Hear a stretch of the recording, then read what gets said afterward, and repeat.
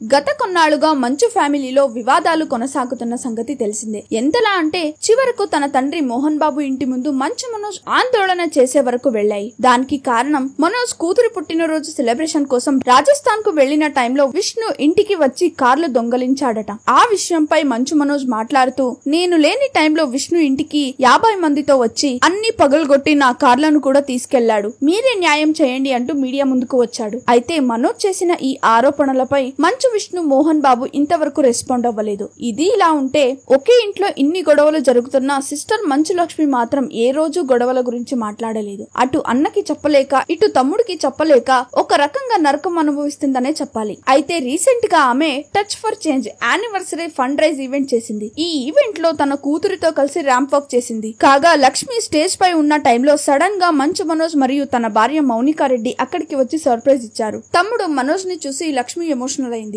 Stage పై ఉన్నాననే సంగతి మర్చిపోయి ఒక్కసారిగా ఫ్యామిలీలో విషయాలన్నీ గుర్తుకొచ్చి కన్నీళ్లు పెట్టుకుంది. తమ్ముడిని పట్టుకుని హార్ట్ఫుల్ గా ఏడ్చేసింది. మనోజ్ ఎమోషనల్ అవుతూ అక్కని ఓదార్చాడు. ఇప్పుడు ఈ వీడియో నెట్టింట్లో బాగా వైరల్ గా మారింది. ఫైనల్ గా మంచు ఫ్యామిలీలో తొందరగా అన్నిటికీ సొల్యూషన్ వచ్చి అందరూ సంతోషంగా మూవీలో యాక్ట్ చేయాలి అని కోరుకుందాం. అలాగే వెళ్లే ముందు వీడియోని లైక్ చేసి మరిన్ని వీడియోస్ కోసం please do not forget to subscribe the SR general talks.